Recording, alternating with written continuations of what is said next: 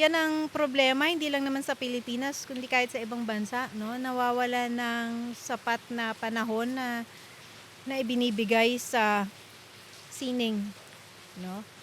Magkakaroon kasi ng prioritization eh, at ano yung merong mataas na priority? Math, sciences, even linguistics to a certain degree. Pero yung arts, ang tingin hobby. Yun nga Ganon. eh. Hindi siya yung parang may silbi sa iyong pagkatao at kung paano ka makakatulong sa lipunan, no?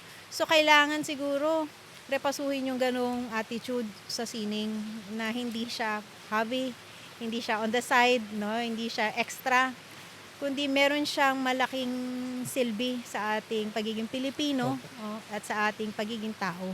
Ano po ba para sa inyo yung importansya ng passionate ka kung ano mang ginagawa mo? Walang mas hihigit pa, walang mas importante pa kaysa do'n, 'di ba? Kasi maaring hindi lubos yung kaalaman mo sa isang bagay, 'no, hindi sapat. Pero puwede kang dalhin do'n nung passion na 'yun, eh, kung ano yung nandito. And there are days na mahirap. Mahirap magturo, mahirap mag-check, 'di ba, mahirap makipag-usap sa estudyante. Pero kung nandun pa rin yung passion mo, malalagtawan mo yung kahirapan ng trabaho mo at hindi siya parang trabaho. At yun yung mahalaga doon, no? Tapos pagtayo ko, Mike extended his hand, no, to shake it. And he was very friendly. Sabi niya, "It's nice to meet you, Francis." A normal person would probably reply, "Well, nice to meet you too," or "The pleasure is mine." But because I was so starstruck, what I said was, "Yeah, I know." Yeah, I know it's nice to meet me, right? And after that, parang, oh Iconic my yun. God, what did I say? So hanggang parking, pagbalik namin sa sakay ni Sir Do, I was like, embarrassed.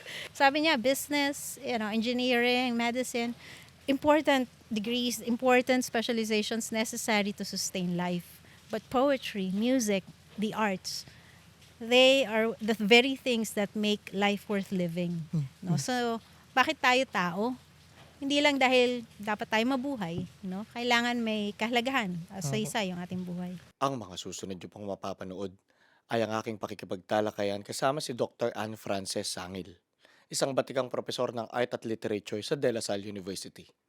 Paalala lamang po, may iba't iba po tayong pagkatao, pananaw at pamamaraan dito sa mundo.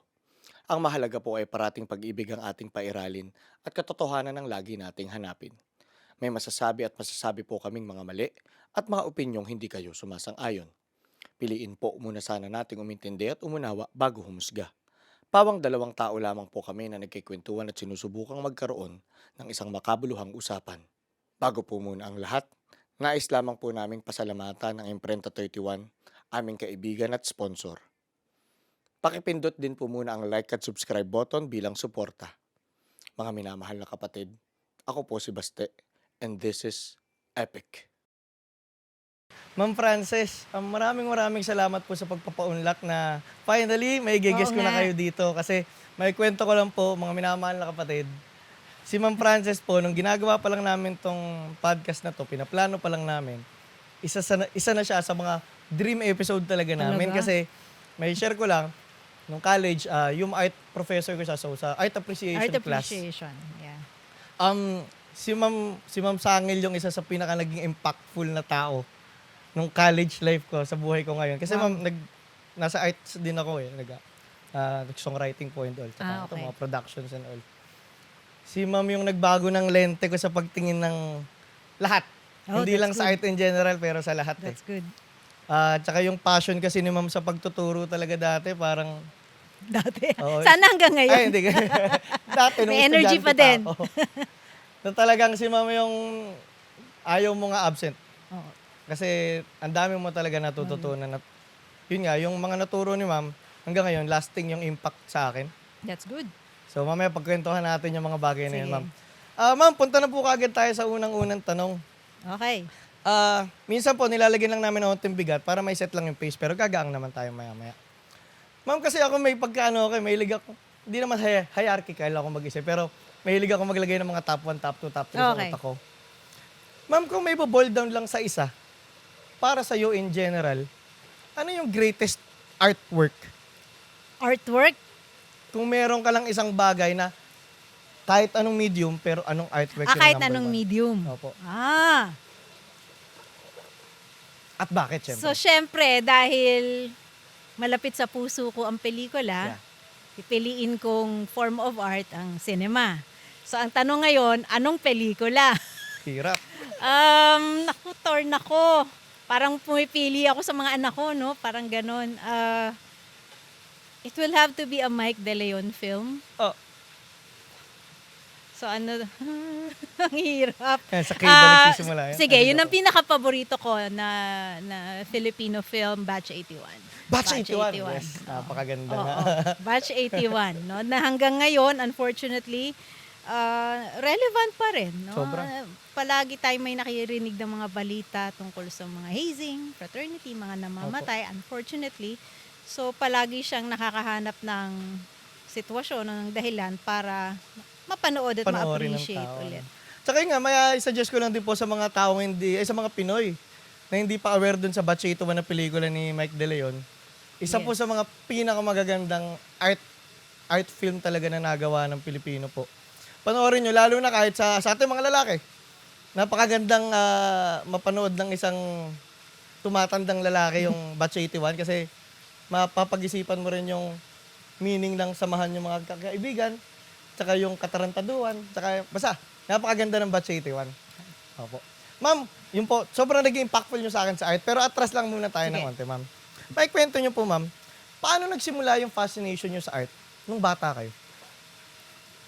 Nung bata ko, hindi ako talaga mahilig eh. Oh, Not in yung visual arts, hindi ako mahilig mag-drawing, hindi ako mahilig mag-clay-clay, ayoko nung ganun. Pero mahilig ako manood ng pelikula. pelikula na talaga. Kahit yung pag-uwi ko noon from grade school, naalala ko, half day lang naman kasi.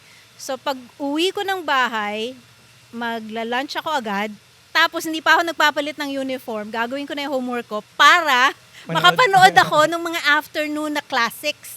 As in black and white Oh. movies na from LVN, from Sampaguita, mga old movies ni The Blanca, ni Dolphy, yun, hanggang Oh, alas Pinoy 5. films din, no? Oo, yun ang pinapanood ko. Tapos, merienda or dinner, tapos matutulog na. So, Opo. yung buhay ko parang umiikot dun sa panonood ng Pelikula pelikula. Kahit talaga, bata pa opo. ako, yun yung reward system ko na pagka tapos ng homework, manonood ako ng movie. Opo. Nung bata kayo, ano yung pinakamagandang pelikula naman para sa inyo? Ano yung... E.T.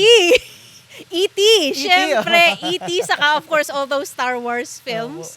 And Superman. So mahilig na ako sa sci-fi, fantasy, even back then. Pero yung E.T., I think yun yung pinakaunang pelikula na iniyakan ko. Actually, ma'am, yun po yung natuwa ako sa inyo, no, na maganda sa inyo, no, na tinuturo niyo yung mga classic. So may obsession din kayo talaga sa mga classic art. Pero sa pop culture din, ano rin kayo? Oo. Sabay din kayo. It's a nice balance, no? Oo. Ano yung classic, tsaka ano yung popular. Opo. Ayun naman, ma'am, as a student po, kamusta naman kayo? As a student, siguro high school, medyo achiever. Pagdating ng Lasal, syempre, probinsyana, tapos biglang Manila. It's a whole new world eh. No? You meet other overachievers din. So, ang hirap. Tapos, wala kang social life. Sabi mo nga kanina, kasi dahil taga-probinsya ka, kailangan mong magmadali para makauwi at hindi mahirapan sa pag-commute. But being in Lasal as a student, it was an eye-opener kasi you get to meet a lot of people from different backgrounds. No? Kaya maraming mga sitwasyon na, okay, ganito pala sila mag-isip o ganito pala ang buhay na ibang tao. Merong ganitong sobrang yaman, meron namang hindi ganong kayaman, merong ganitong ang pagtingin sa mundo. So, na-expose ka sa iba't ibang worldviews. Totoo yun. Totoo rin sa akin, ma'am, ganun din eh. Parang kung meron akong isang pinagpapasalamat talaga sa buhay ko. Yung Lasallian education ko talaga. Yun. Na yun nga, sabi ko, kahit di ko pa nakukuha yung diploma ko, parang yung naging stay ko sa Lasal, parang nandito naman. So parang isa rin siya talaga sa bukas ng mata ko sa lahat ng bagay. Dahil nga na-meet ko kayo, katulad nila Ma'am Lorraine, kayo Ma'am... Nandito at nandito. Opo, yun, diba? totoo yun, ma'am. Pag yun naman po, pagpunta naman nung, paano nyo naman po tinake yung art seriously? Like, paano na yung parang from just a hobby na nanonood lang kayo dati, paano na parang, ay, parang ito yung buhay ko. Pagdating, nung nag-major na ako sa communication, kasi syempre mas na-expose ka na sa pelikulang hindi basta-basta eh. So may mga pinapapanood na sa'yo na ni sa panaginip, ni hindi mo alam na merong ganitong pelikula, no? Yung mga German films, mga kung French films, Italian cinema. So lalong lumawak yung mundo ko pagdating sa paggawa ng pelikula, no? At mga pinapabasang mga kritiko, mga teorya na mas nagpayaman sa pag-iisip ko bilang isang estudyante, no? At mas naging seryoso na dun sa mga sinusulat ko, no? Lalo na sa mga papers na sinasubmit, hindi yung basta-basta lang na pag nag-uusap kayo sa college canteen na, nagustuhan ba yung pelikula? Oo, kasi ganito yung artista. Hindi na gano'n, no? May mas malalim ng pagtingin sa pelikula at ano yung kabuluhan nito sa lipunan at yung impact na sa sarili natin. Ayun nga ma'am actually kasi, kung meron man akong yun nga, yung natutunan ko talaga sa inyo nun, is kung paano mag-appreciate nga ng art. Na parang hindi lang siya yung akala mo dati, nung before nga po yung classes natin, na basta panoorin mo lang, na ganun nga lang po, yung mababaw na klase ng panonood na, hindi, kailangan mo palang isimmer, kailangan mo talagang tignan na kunyari painting, kailangan mo tignan na matagal. Dati sinabi mo nun, yung Mona Lisa, parang 20 minutes kailangan tignan bago mo makita yung mundo sa loob ng painting. Na parang yung art appreciation nga po na marami kang elements na dapat tignan sa isang artwork para tunay mo siyang ma-appreciate. So parang yun po ba ma'am, kung may boil down nyo lang, ano po ba yung mga kailangan ng isang tao para matutong mag-appreciate ng art? Una, kailangan open-minded ka, no? Ibig sabihin, bukas yung mata mo sa mga possibilities, hindi yung bago mo pa ma-experience yung sining, sarado na yung pag-iisip mo. Walang mangyayari kung ganun. Saka kailangan din matapang ka sa pag-iisip. Yan yung napupuna ko lately eh. Yan nga yung aking naging final speech dito sa mga estudyante ko nitong katatapos na term. Na sabi ko, malamang in 5-10 years time, makakalimutan nyo na yung mga tinuro ko. Makakalimutan nyo yung Miss Onsen or si Kurosawa or lahat ng mga ito. No? Makakalimutan nyo na yung stylobate, etc. Pero sana, maalala nyo palagi na mahalaga yung boses nyo at meron kayong pwedeng iambag dun sa diskurso, sa discussion about art. Kasi napuna ko lately na yung mga estudyante ko, pag tinatanong ko, let's say after manood ng movie, what do you think? No, ano yung sa palagay nyo? Ganito, ganyan. Ang una nilang ginagawa, bago pa pala nila panoorin, pinabasa na nila yung reviews and summary.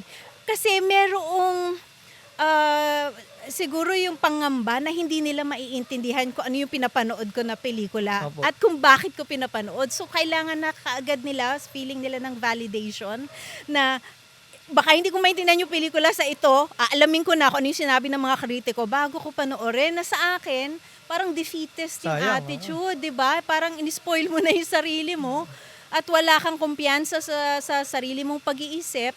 Kaya yung ganun ang ginagawa mo. Sabi ko, hindi ganun. Dapat panoorin mo, experience mo siya at magkaroon ka ng lakas ng loob na i-share kung ano yung naramdaman mo o kung ano yung naisip mo habang pinapanood mo siya. Kasi hindi ka dapat matakot magkamali. 'Di ba? Kasi ang buhay ay puro pagkakamali at doon ka matututo.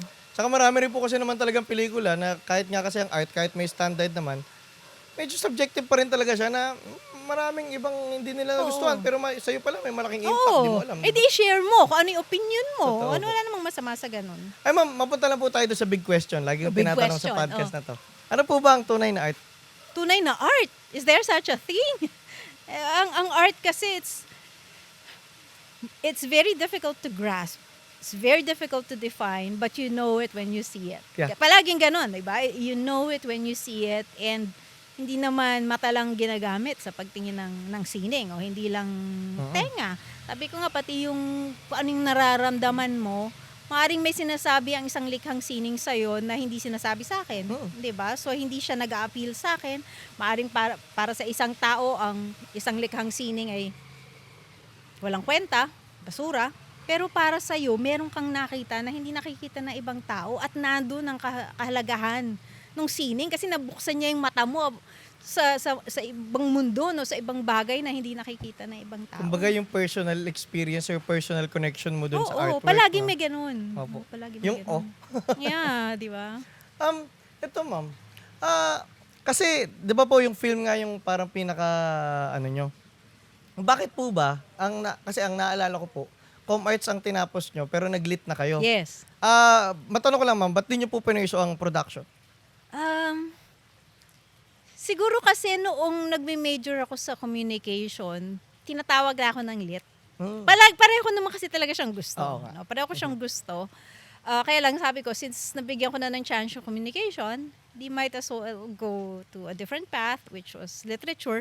Pero wag ka, kahit nasa literature ako, kahit nag-MA ako, kahit nung nag-PhD ako, yung thesis ko, yung MA thesis, tsaka yung dissertation ko, about film din. Oo. No? So, kasi sister arts itong dalawang to, Oh, literature and film, di ba? About storytelling.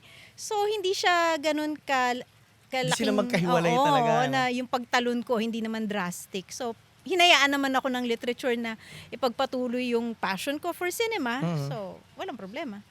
Tsaka yun nga, nagagamit mo rin ma'am sa mga sulat mo, yung mga pelikula. Ganun din talaga. Ano po, paano naman ma'am, yung naging calling nyo naman, magturo? Wala yan sa plano. Wala yan sa plano. Kasi gusto ko lang naman mag-aral. Gusto ko mag-masters. I think magre-review ako noon for my comprehensive exam sa masters. Tapos, punta ako ng library. 10 libro lang yung pwede kong hiramin as a student, graduate student. And syempre nagpe-prepare ako for the exam. Nagre-review ako. Sabi ko parang hindi sapat parang hindi sapat yung 10 libro. I remember going to the Department of Literature. Hindi ko alam kung meron ako appointment with the faculty. Pero yung secretary doon, nakita niya na naghihintay ako. Sabi niya, "Oh, Francis, kompre ka na. So wala ka nang gagawin. Gusto magturo?" Ganun lang, kasimple. Sabi ko, pag naging faculty ako, pwede akong humiram ng additional 10 books.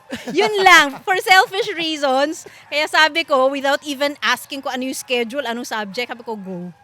So imagine teaching 6 units, 3-unit course, ano ba ito? Literature ng Monday, Wednesday, Friday, isang subject. Tapos Tuesday, Thursday, one subject din. So pumapasok ako sa Lasal, just for one class, every day. Diba? Nangyari rin sa akin Ganon. Opo. Ma'am, yun nga po. Siyempre, nung sabi nyo nga, wala naman sa plano yung pagiging prof. Nung unang araw ng pagtuturo nyo, like, naramdaman nyo ba na, ay, parang may something ako dito, parang mahal ko to Para mamahalin ko to Hindi ganun. pa. Kasi hindi ko alam paano magturo Parang, of course, ini-imagine ko na siya. Dati pa, kahit siguro nung high school ako, pag meron akong hindi gustong prof, lalo na sa literature, kasi mahal na mahal ko yung subject, palagi iniisip, kung ako itong teacher, ganito gagawin ko. Palagi ako may ganon. Pero, wala sa hinuha ko na, okay, magiging teacher talaga ako. In fact, kasi nga, 20-something lang ako, 21, pasok ako ng classroom, engineering class sa Velasco. Akala nila sa classmate ako. Ganun Diba? nga, So, pagbata pa yung parang, prof alam mo yun yung mag-e-effort pa ako na bumili ng bagong damit para lang magmukhang teacher.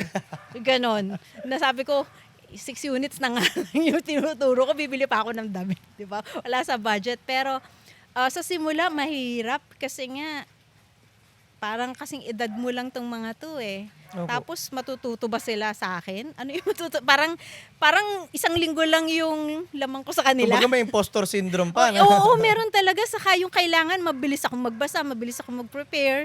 Kasi feeling ko, kaunting araw lang yung lamang ko Pagitan nyo na. Oo So mahirap siya. It took a while for me to get the hang of things. Sabi ko, gusto ko na siya. It took me quite some time. So ibig sabihin pala, yung naging teacher ko na Siguro nung naging teacher mo ako, medyo na ako. evolved form na pala yun. Oo, Akala ko kasi oo. parang ever since day one, parang hindi. natural Hindi. professor na kayo. Hindi ganon. Ayun naman po, kailan nyo naman na-realize na mahal nyo na yung pagtuturo? Kasi ako ma'am, sa experience ko, nung nagtuturo kayo, parang isa kayo sa taong nakita kong mahal na mahal niya yung ginagawa niya. Siguro sa third year. ko as a teacher, doon ako nakaramdam na I can actually do this. As it's a profession, a respectable work, and nabibigyan din ako ng pagkakataon kung nagtuturo ako ng oras na i-pursue yung gusto ko, 'di ba? Dahil pwede akong magsulat on the side, 'di ba, habang nagtuturo. So meron kang ganung oras na nasa sa iyo outside of the class hours, of course. So third year into teaching, yun, naramdaman ko na tsaka syempre nakikita mo yung mga evaluation, di ba? Okay, benta pala yung sinasabi ko. Naniniwala pala sila sa mga sinabi ko, so pwede, why not? Ayun ma'am, yung sa tingin yung eloquence. Kasi yun yung dating kita ko noon, ang galing yung magsalita. At saka yun nga, yung parang naturally passionate kayo sa information. Sa com yun. Doon na nang galing Siguro yun. doon yun yung Hindi siya training parang- din sa com, no? Yung pagharap sa camera, Opo. even working behind the scenes. Kailangan kahit introvert ka, kailangan kapalan mo yung mukha mo, di Introvert ba? po ba kayo? Well, yes. Oh. Pero walang naniniwala. Kasi syempre, you have to have this mask every day, no? Na, lalo na sa mga estudyante mo, na kailangan paniwalaan ka nila dahil ikaw yung teacher, di ba? So, effort. It takes a lot of effort on my part to face 40 plus students on a daily basis. Kaya at the end of the day, parang remove the mask, tapos tulala ka na lang. Ganon. Matanong ko lang ma'am, meron ba kayong most memorable experience sa pagtuturo? Ilan taon na kayo nagtuturo ma'am? If I may Oh ask? my gosh, over 20 years. Wow. 20 plus years. Wala pa naman 30, pero 20 plus years. Memorable? Oh my goodness. I've had really brilliant students, a lot of memorable ones. I remember some of my most famous students like si Mayor Zamora of San Juan. He was my student. He was the team captain of the Green Archers at that time. I remember there was this one year we lost. Oh, Hindi ko alam kung UST yung kalaban nun, pero the entire university was like, talaga Broken yung mood na, yung spirit ang baba. Talaga sabi ko, okay, +5 kayo lahat just to lift up their spirits. And I remember the year after we won, finally. And nagpunta ako sa mass, yung Thanksgiving mass, and he was there, and he saw me, and I was like, finally, we got the crown. So yun, mga ganong memorable moments, or even some na mga umiiyak, no? Because for some reason, they think I'm the counselor. So pag nakita ko and then something happened to them, whether sa family or sa love life, and they feel the need to talk to me kahit sa corridor, di ba, parang not here. Right? Hindi ako si Ate Charo. And so many stories along the way na to mention them all, wala tayong Hirap. oras. Wala tayong oras. But those students, they make a big part of who I am as a Opo. teacher. Kung para sa inyo, ano yung parang greatest aspect ng pagiging isang guro? Siguro yung makita ko sa estudyante, merong tingin yung parang ting moment. Parang yung all in one day. Oo, yung gano'n na may nakuha siya dahil sa sinabi mo, may na-pick up. And they don't have to say it to me after na naintindihan nila, no, na nag-gets nila. Pero I could sense it Kaya I am so grateful na back to on-site teaching na. Yun, Ang hirap-hirap kasi magturo via Zoom. Totoo lang, ma'am. Nakakaloka. Walang connection dun, hirap. Oo, and I remember yung early days ng COVID. So, adjusting pa sa Zoom as a technology. Tapos yung wifi ko ang hina. Yung talagang nawawala ako several times within 90 minutes. Talagang there was a time na after nung class, umiyak lang ako talaga. Feeling princess, umiyak ka dun sa kama. Oh my God, I'm not doing my job well. So, tapos, kakausapin mo sila, puro black screens lang Yun or nga po. pangalan, hindi man lang mag-turn on ng camera.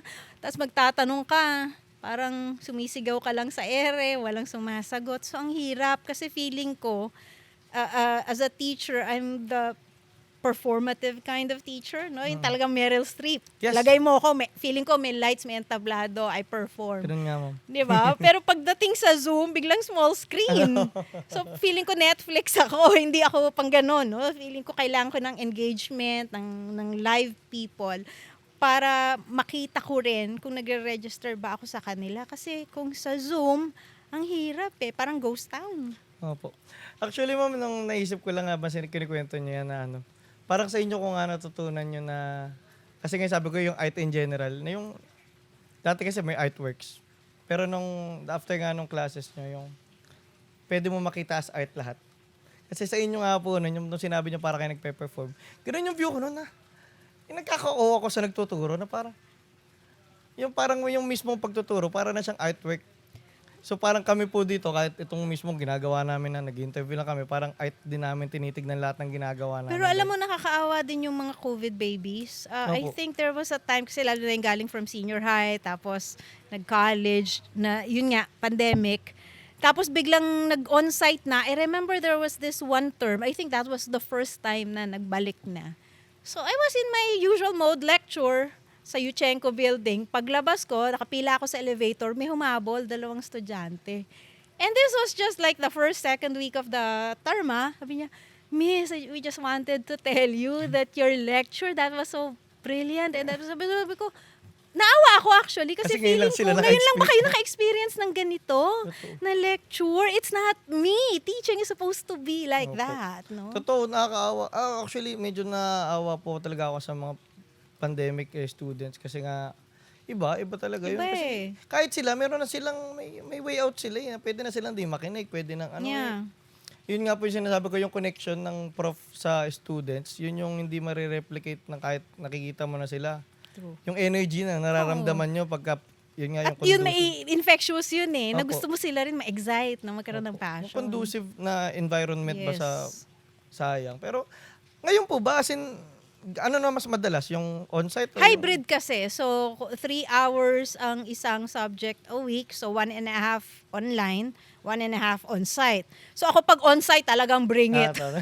Bring it. Kasi kahit sa Zoom, hindi pa rin eh. So, Boring, nakapulang din kayo. Oo, pag on-site, doon ko ginagawa lahat ng pa-activities ko, pa-games ko, lahat na para may participation. Saka dati po kasi alam ko medyo malikot kayo sa... Oo, ano eh. iniikot ko lahat yan kasi ayoko nung may mga natutulog-tulog sa klase ko. So, syempre, kapag naglalakad ka malapit sa kanila, nagigising Kaya sila. siguro pagka sa camera lang, nahihirapan. Ayun nga po. Pero kung kayo mamimili, ma'am, full on-site na, okay din sa inyo? Oo, hybrid? gusto ko on-site. Kahit na kahit nahirapan nagko-commute ka ako. ayun nga eh. Iba talaga eh. Iba Iba yung may presence nung teacher, no? At yung passion na sinasabi ng mga tao. Yun yung kaya kong ibigay. No? Yung gusto kong mag-inspire ng estudyante na mahirap ibigay sa computer, Camera. no? Sa camera, ay mahirap. Alam ko, yung bang estudyante ko nagpapa-attendance lang tapos wala na. Kumakain or nagsha-shower or whatever. Kasi maniwala ka, there was one time, so nagzo-Zoom class kami, nag-on yung isa, nasa angkas. Papunta pa lang ng Opo. school. So sabi ko, anong ginagawa mo? Delikado yan. Nagkaklase tayo tapos nakaangkas ka sa likod ng motorsiklo. Hindi tama yan. Tapos may isa naman, nakahiga sa kama, nakapajama.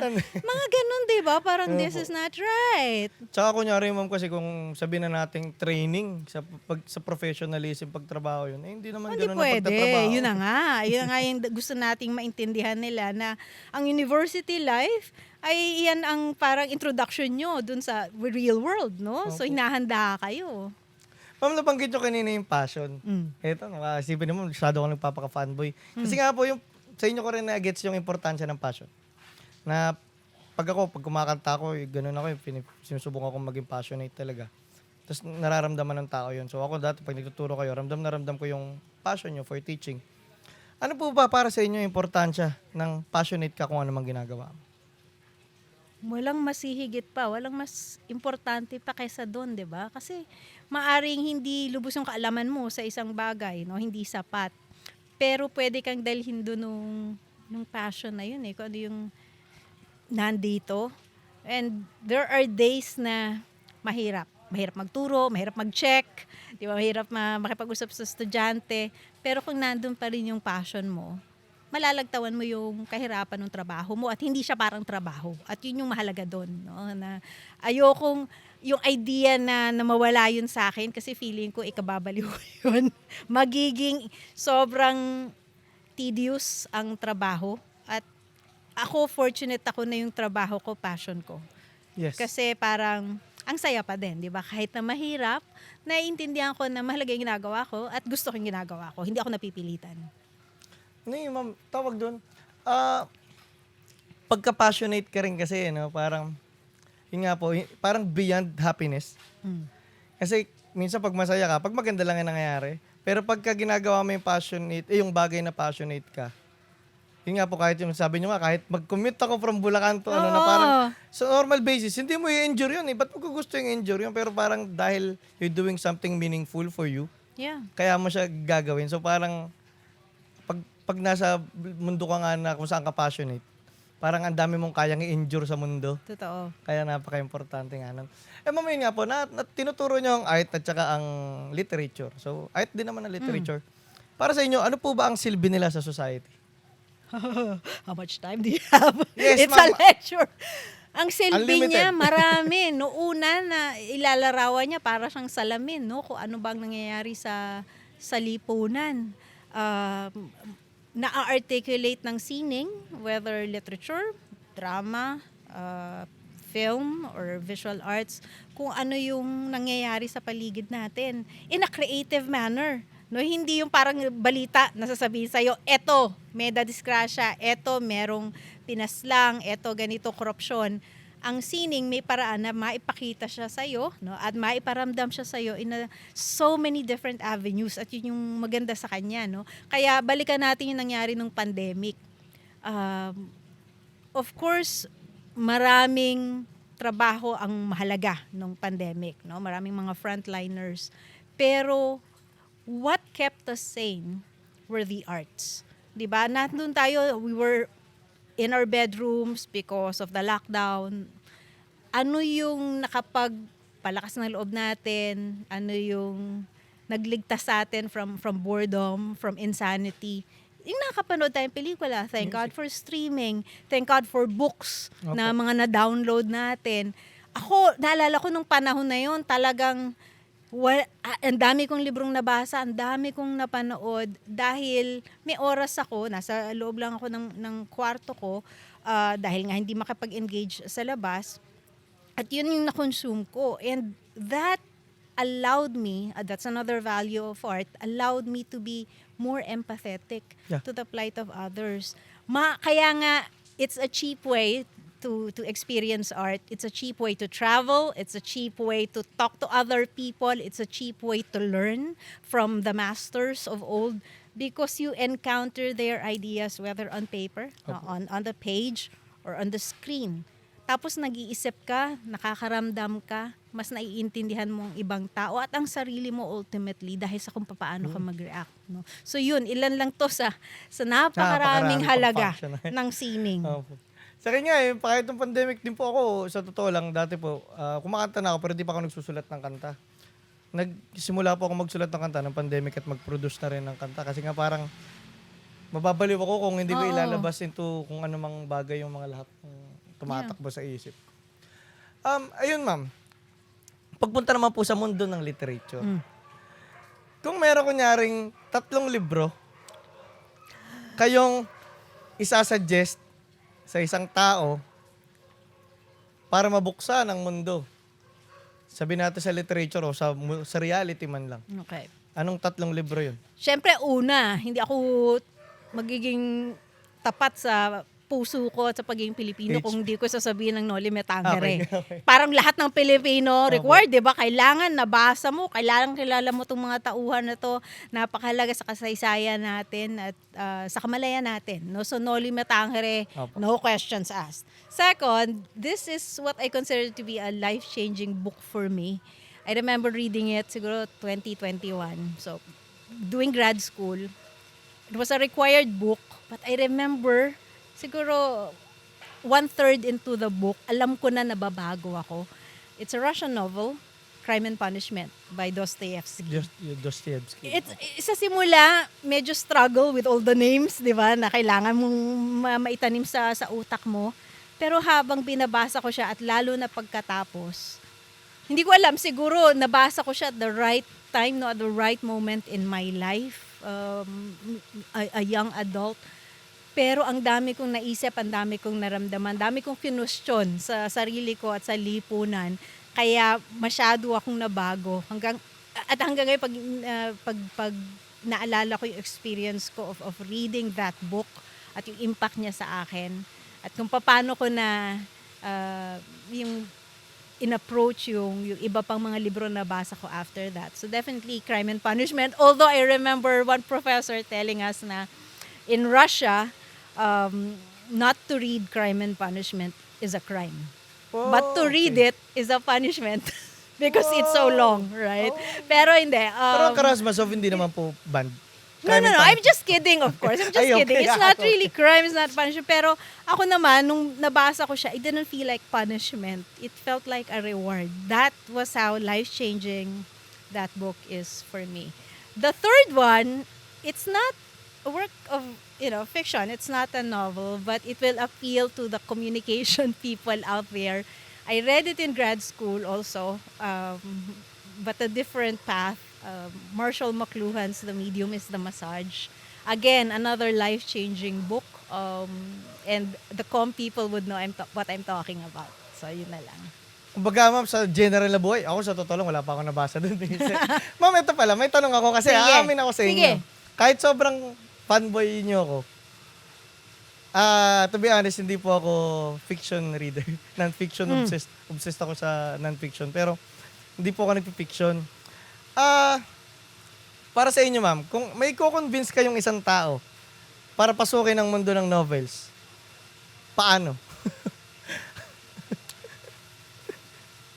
Siguro I will start with something basic, something simple.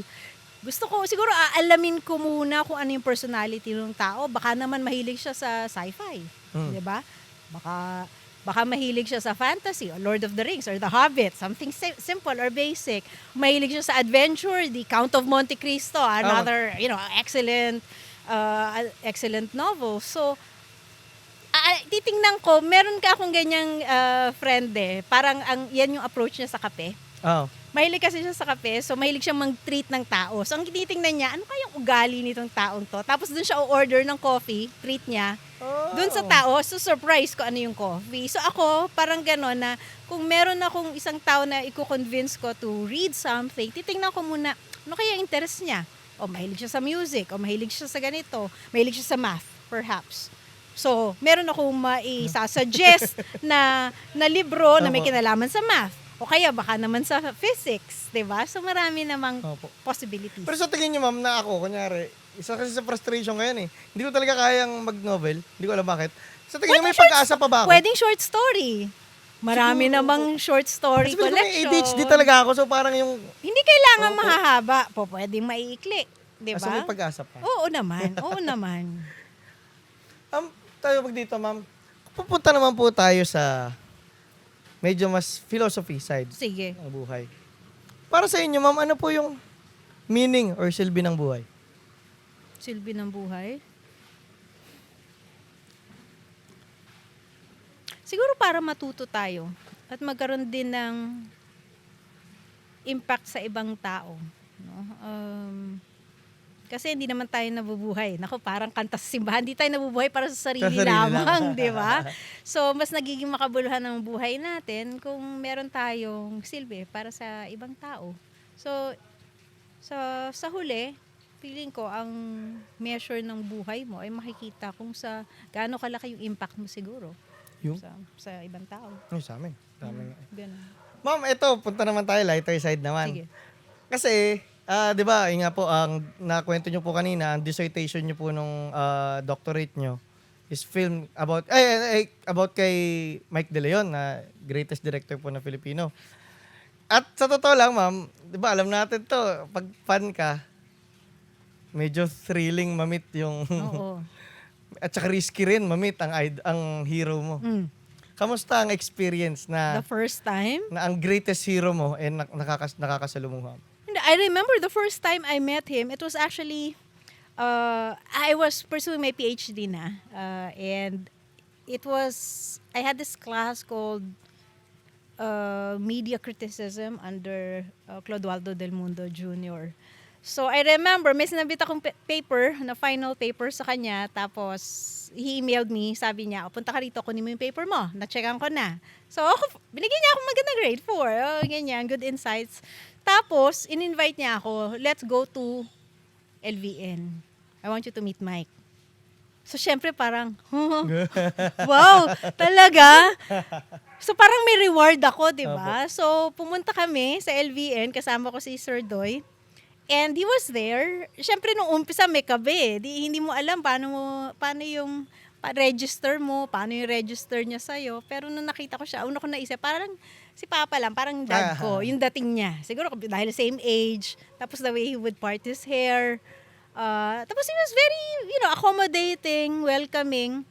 And then, gave us a short tour of the studio. Tapos, doon sa isang room, umupo na siya, tsaka si Sir Doy. Tapos ako, parang ganyan. Tapos isang Celia doon.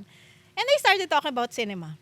But everything about Philippine cinema, international cinema, foreign films. Tapos ako, nakikinig lang ako. Di ba, feeling ko, oh my gosh, this is such a moment. Parang feeling ko dream. And it went like that for maybe 3 hours na nakikinig lang ako. Sometimes they would ask me, what do you think, Francis? I was like, Kasi wala akong masabi, starstruck eh. And I remember, I think we were supposed to be doing a project, kami ni Sir Doy, and including Mike. Kaya lang si Sir Doy papunta ng Singapore the next day for several weeks yata.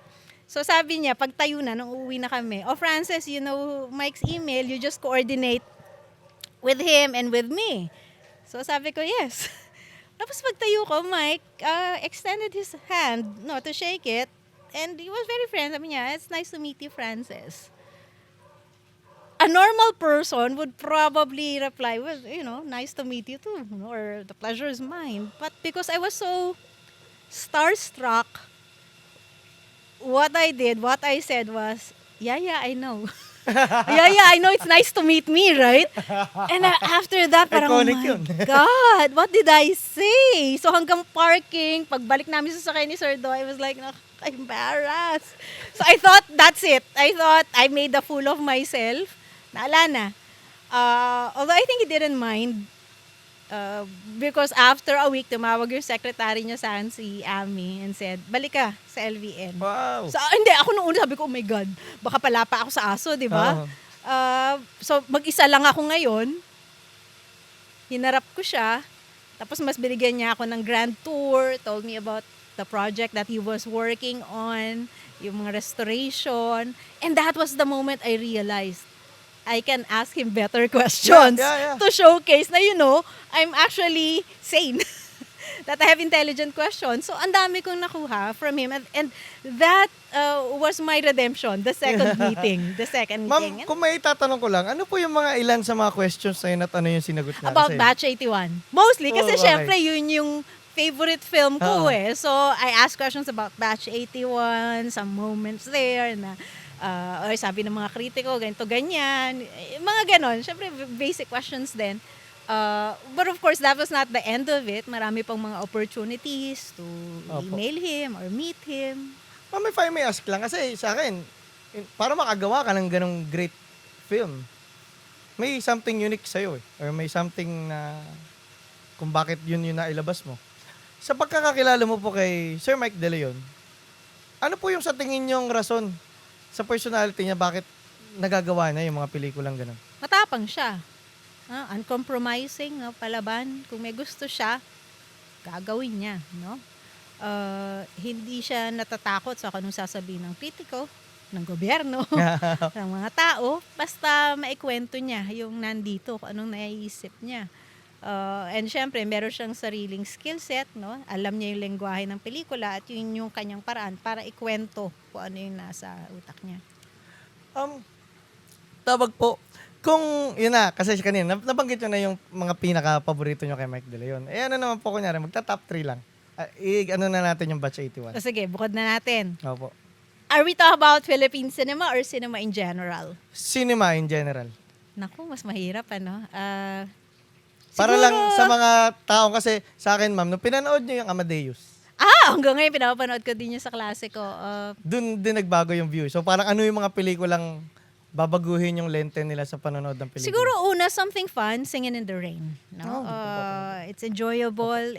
It's my comfort movie. It's my go-to movie, lalo na kapag ganitong panahon, magpapasko. Parang gusto mo ng something light, no? Musical. So, siguro Singing in the Rain. Second would be, I like Casablanca. It's not a popular choice, especially for the younger generation. But I'm always drawn. Siguro yung love ko nga for black and white movies, no? And that is, yun yung peg ko for a romance movie na hindi sila nagkatuluyan. Kasi there is greater story in the tragedy of them not, being together Kasi at the end. pasong-paso na yung happy ending. Oo, saka yung mas nagmamarka sa atin, yung mga ganong kwento that Rick sacrificed everything, including his love for Ilsa, for the movement, for the cause, and he became a greater man because of that sacrifice. So I love Casablanca. Oh, naku, the third one. Okay, medyo madaya. Kasi it's 3-in-1, the Lord of the Rings trilogy. Trilogy, okay. Ganun na lang, hindi na ako makapili outside of the 3. Tolkien. Bakit? Hindi. Kasi Harry Potter fanboy kayo, hindi nyo nagustuhan ng film? Nagustuhan ko okay. naman. Kaya lang, Pero in as a terms film, mas of... maganda pa rin. Oo, iba yung kay Peter Jackson, iba yung ginawa niya in terms Opo. of film adaptation. He's the master. No? Mamang alam ko doon no? Talagang parang matagal nang gustong gawing film ang Lord of the Rings. Hindi pa lang ready ang technology at wala pang tamang director, kaya nagawa lang siya like Yeah. decades after, no? Ma'am, punta lang tayo doon sa Kasi napag-usapan natin kanina yung Batch 81. Meron na po akong curiosity kanina na sobrang unlikely na Batch 81 ng isang paborito ng isang passionate sa literature na babae. Kasi parang, hindi ma'am, no. I mean, I remember having a conversation about this with one of my film professors back in the day. Opo. Tapos na-mention ko sa kanya, kasi ang madalas pinipili ng mga kritiko, Kisap Mata. Kisap Mata, oo. Kisap Mata, no? Oh, of course, I love that film as well. Sobra. Naku. Pati Itim. Ayan, gusto ko yung mga yan. And I remember, nung sinabi ko doon sa prof ko na ang paborito ko nga ay Batch 81, talagang tumingin siya sa akin, sabi niya, Frances, aesthetics of violence. Ganun siya. Sabi ko, hindi ko alam kung bakit gustong-gusto ko yung pelikulang yun. From the screenplay to the cinematography, the editing, it's just perfect for me. Napakaganda. Perfect film. Opo. Yun nga, kasi parang dati po, sabi ko, mga may paborito po nun, hanggang ngayon, pinapapanood ko rin sa mga tropa ko. Yun, parang, gusto niyo makitang ang Pilipino, kayang gumawa ng magandang pelikula. Here, master. Pero parang, usually nga po, sa mga lalaki ko pinapapanood, kasi nga, parang, mas siya sa, di ba, puro fraternity, sapakan. So, parang nagulat ako na. Oo. Marami na siya shock. Opo. Ma'am, punta naman tayo sa Harry Potter. Kasi kung di po nalalaman ng mga manonood, si ma'am po is professor siya ng, ano po pangalan ng Harry Potter class? Oo, it's Harry Potter. Oh, Elective. Opo, may Harry Potter elective sa Lasal at si ma'am po ang professor. Pero matagal-tagal na hindi na-offer actually. Opo. Para sa inyo ma'am, kasi kita ko nga parang minolder rin talaga ng Harry Potter ang buhay niyo eh. Oo, malaking bahagi. Sa mga paanong paraan ba? I've always loved fantasy, reading fantasy, watching fantasy films. And Harry Potter became part of my life in ways that I can't even explain why, siguro it's a combination of so many things. I love the story, I love all the books, the film adaptations, and I've met many friends because of Harry Potter. I've joined, communities not just nationally or locally, but even abroad because of this fandom, kaya talagang malaking bahagi ng Harry Opo. Potter sa akin. And I've taught many students and ang maganda dito, since elective siya, it's not required, Opo, 'di ba? yun nga. Pwede mong, kaya elective, you choose that course. They could have enrolled in, I don't know, Austen, because we also offer Jane Austen elective, or Game of Thrones at one meron din. point, or some other literature, Pero sinadya nila na piliin yung Harry Potter elective ko because they wanted to learn.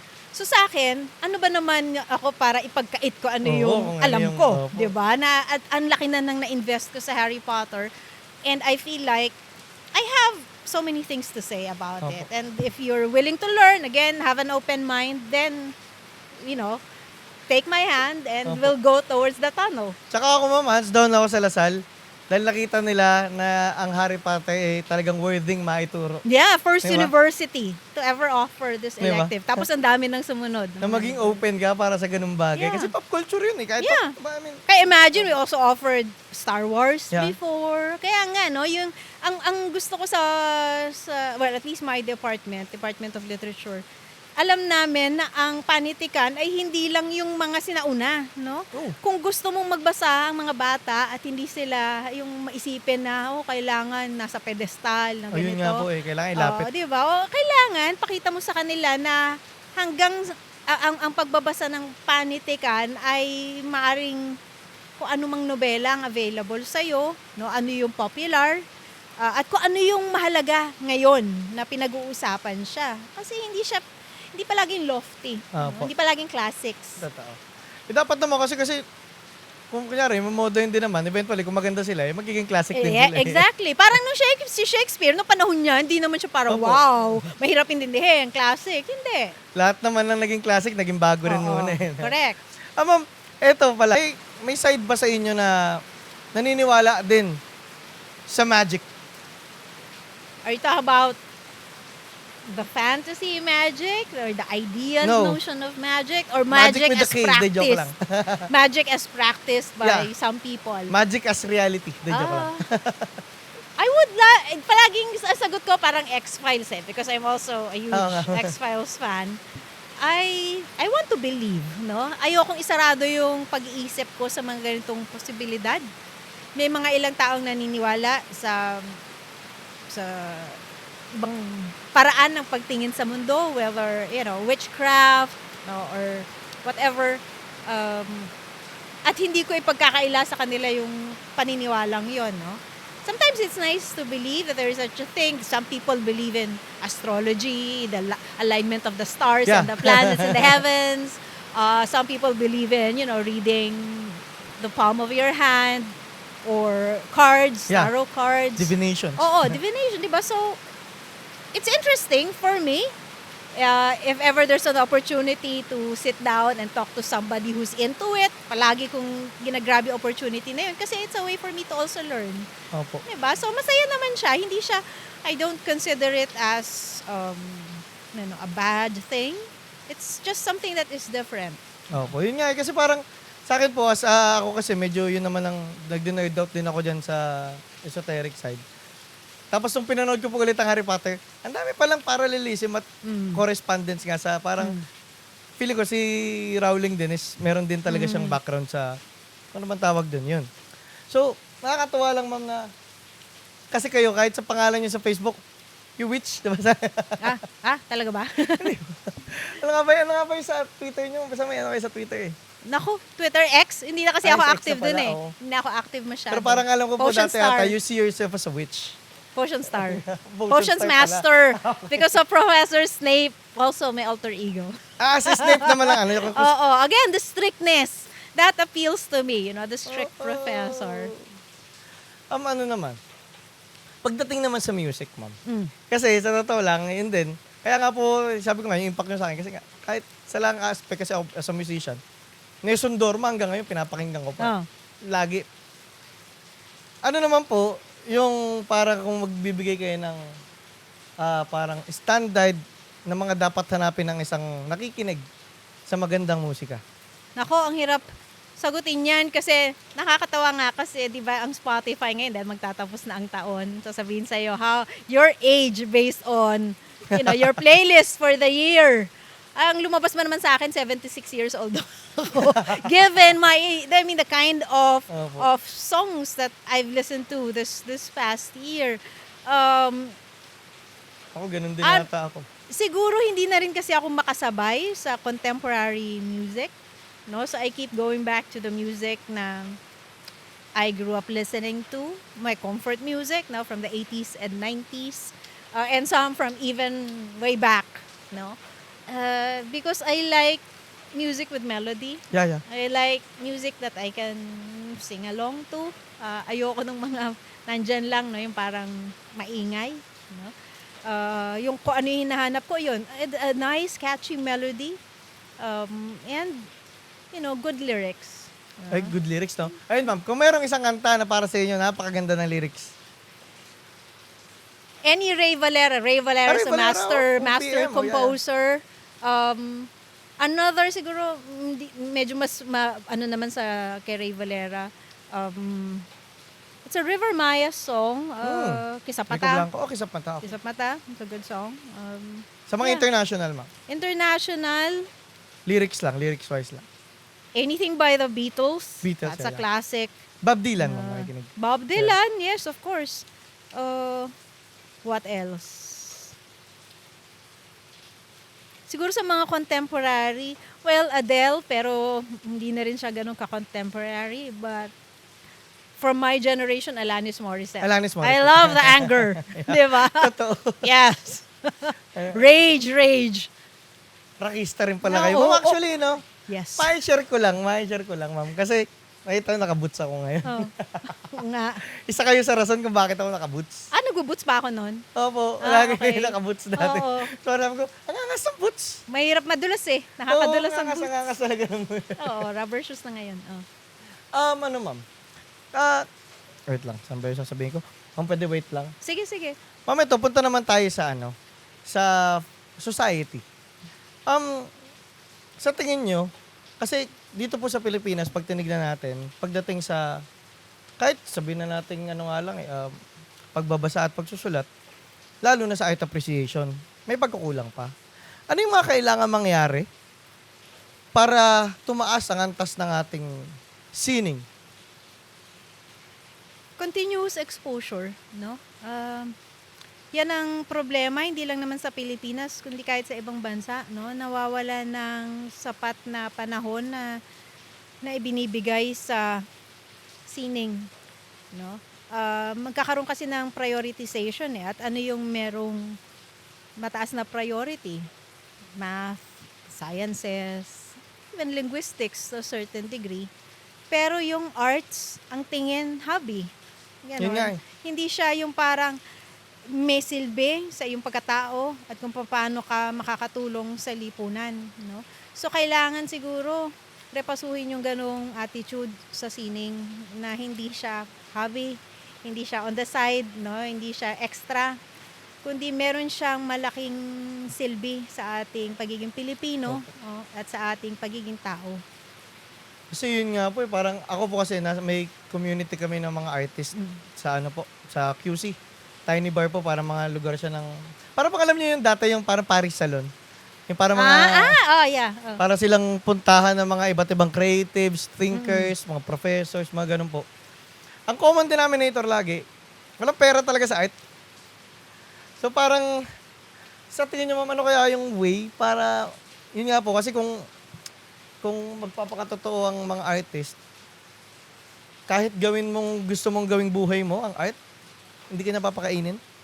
Yun nga eh. Siguro Para idea of the hungry Art. artist, no? Hanggang ngayon, unfortunately, ganyan pa rin. Sariling sikap ang mga manunulat, ang Totoo. mga alagad ng sining, para lang maipakita kung ano yung mga ginawa nila. At ang mahirap doon, dahil nga limited yung exposure, mas mahal yung experience. Yun nga po. Dahil nga limited ang exposure. Hindi katulad ng kung mas maraming paraan or avenues para mapakita to, mas accessible sa mga tao, eh di mas mura. So it's a catch, 23 kind of thing, no, na hindi natin sinusuportahan, limitado, mas mahal. So ganun. Ano po parang kahit nga po yung meron akong friend na painter siya, si Angelo Valmoria Rojas. Ano po, parang ang tagal niya na nagpe-painting.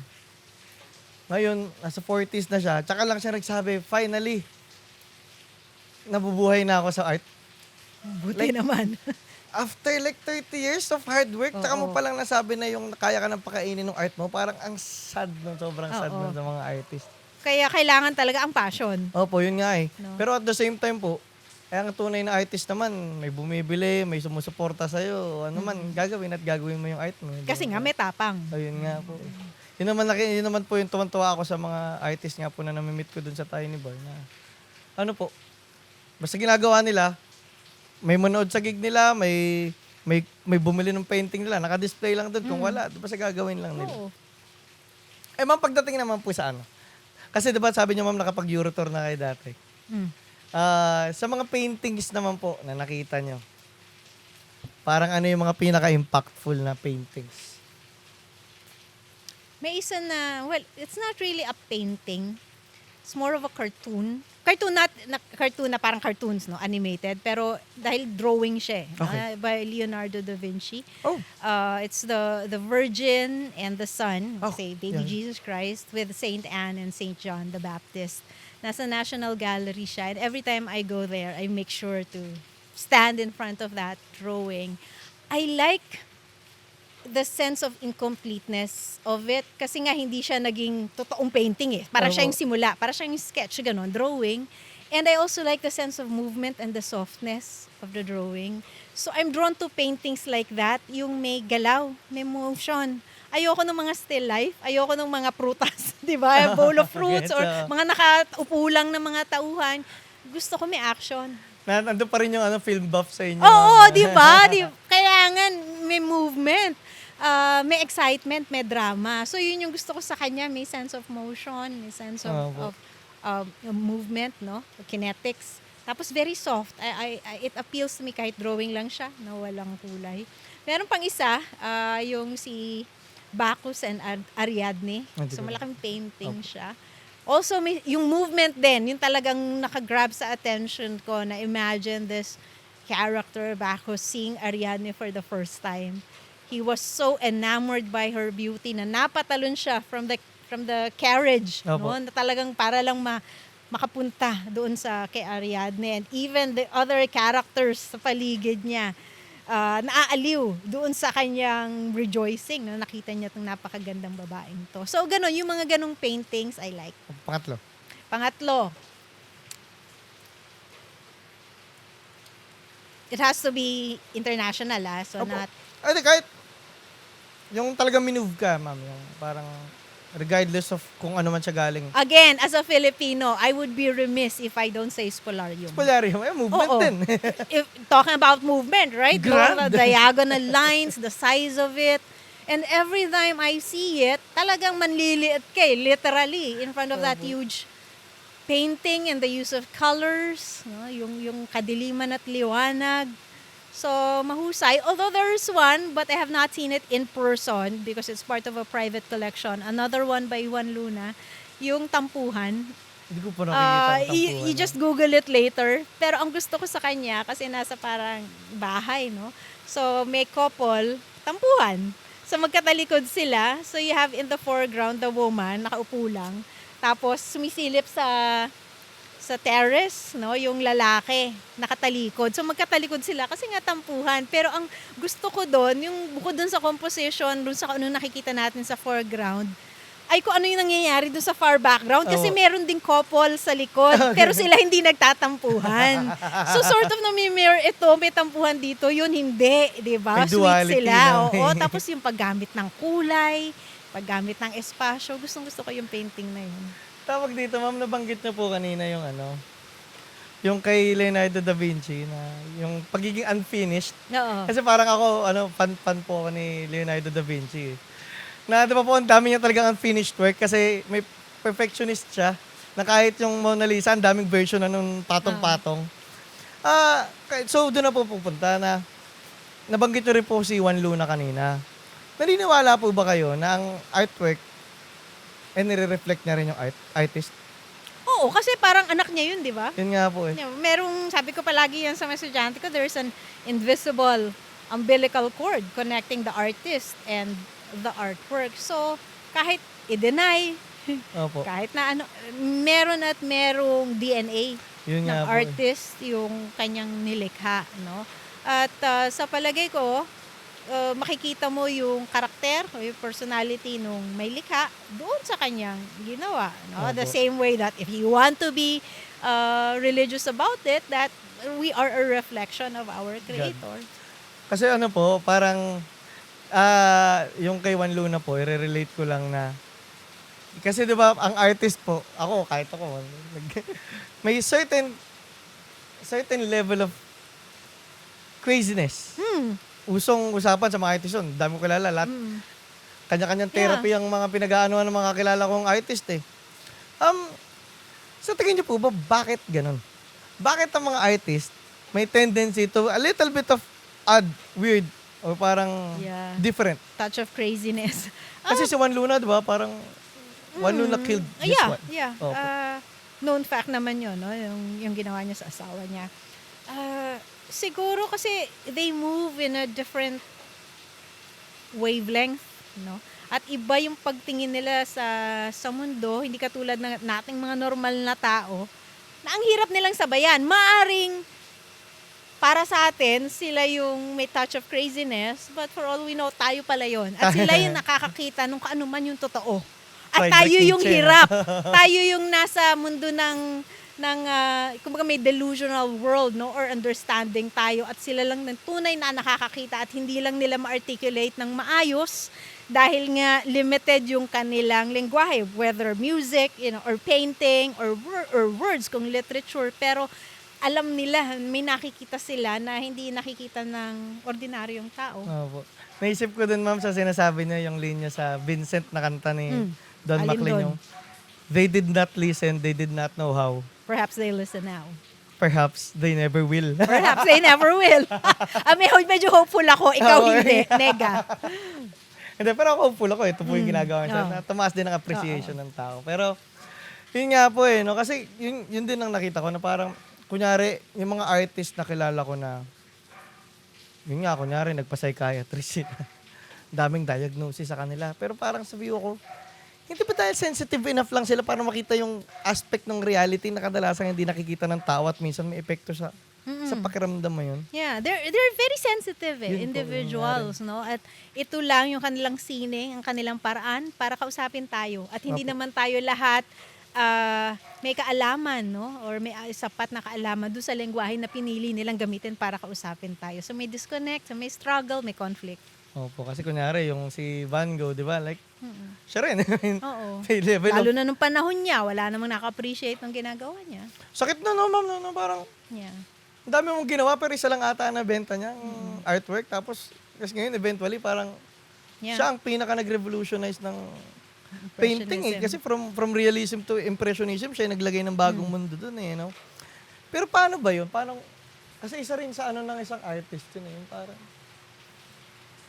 yung struggle na yung mga gagawin mo, hindi mo na malalaman kung ano bang nagawa o narating or parang na, Pero sa naging palagay epekto. ko, ang mga artist naman, hindi nila iniisip yun eh. Yun no? nga. Na kung basta makabenta makapag-express sila. lang, no? Oo, ang mahalaga, articulate nila kung ano yung naisip nila, kung ano yung nararamdaman nila. No? Hindi yung maging sikat. No? Kapag hinabol mo yung fame, Mali rin. Mali talaga, oh. oo, nasa maling lugar ka. Saka hindi art yun. Oo. Pero kasi di ba parang nakakontribute din sa depression ata ni Van Gogh na walang sumusuporta, walang bumibili, walang kahit Siguro. ano. Wala nakakaintindi kasi. Wala kang nakakaintindi. Yun eh. You just want to be understood. Yung pala, advance lang siya masyado. Oo. no? Ang galing na. Ayun po. Kunyari ma'am sa naman, kasi di ba nabanggit nyo nga yung sensitivity. Tapos kayo, nakita ko kayo as a very passionate person and a very enthusiastic person and sensitive nga kayo sa art. So panigurado, sensitive din kayo, sensitive person din kayo, ma'am. Sa akin po, ako rin sensitive ako. Gift and curse siya. Kasi pag yun nga, pag gagamitin mo sa art appreciation o sa pag-iisip ng mga bagay, creativity and all, sobrang gamit kasi lahat ng nare-receive mong input signals na i-convert mo into something. Pero at the same time, dahil sensitive ka nga, sa mga negative energies and negative, kung ano mga input signals, ang sensitive mo rin, so wala ka ng impact. Ma'am kayo, ano po yung mga struggles na yun? Kung gusto nyo lang ma-share, Oo. at paano nyo siya hinahandle? Paano nyo siya tinitignan?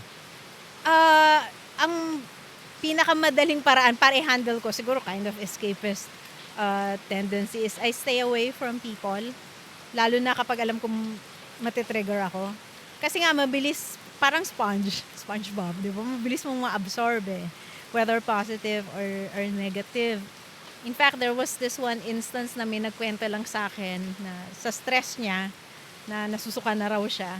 Ako, sumalayo kami it was just a message. Ako nasuka din ako. Dahil sa sobrang naramdaman ko kung ano yung pinagdaraanan niya. So ayoko ng ganun kasi nakakapagod eh. So ang ginagawa ko, lumalayo ako. Kasi ayoko nung ganung masyadong ang daming, kumbaga ang daming stimuli. Opo, na-observe nyo So kasi. hanggat sa maaari, kaya mas gusto ko yung moment ako na ako lang. Ayoko ng iba, ayoko may makausap, kailangan ko mag-recharge. Just with my books and my movies, yun, sapat na, okay na ako doon, no? Kaya yung sining, yun yung nagiging outlet ko para kung halimbawa meron akong nararamdaman na hindi tama because of whatever happened, doon ko siya binubuntong. Nakakatulong siya sa akin. Opo. Kumbaga, ait at ait pa rin, babalik at Oo, babalik sa ait. talaga. Eh. Nahagip na ba lahat?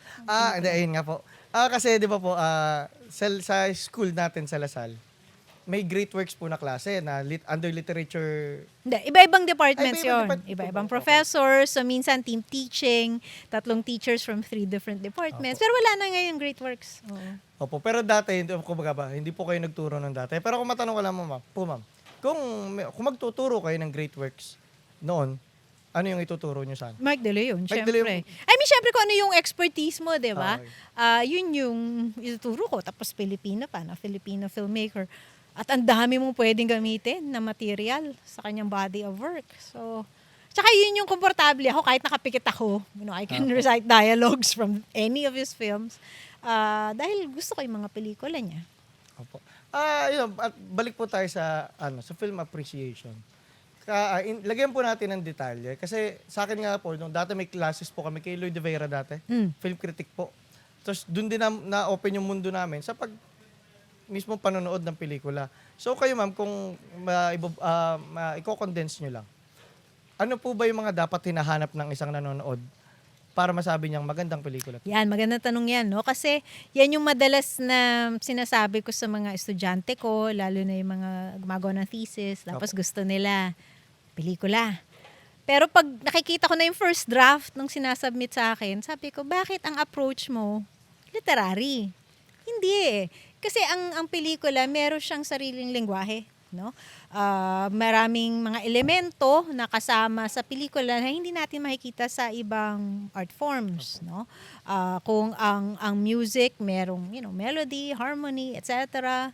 Ang painting merong paggamit ng kulay, no, ng composition, ng lines. Yung pelikula meron ding sariling mga elemento na nakakatulong sa pagkwento. Halimbawa, yung production design, yung cinematography, yung editing, yung tunog, yung music.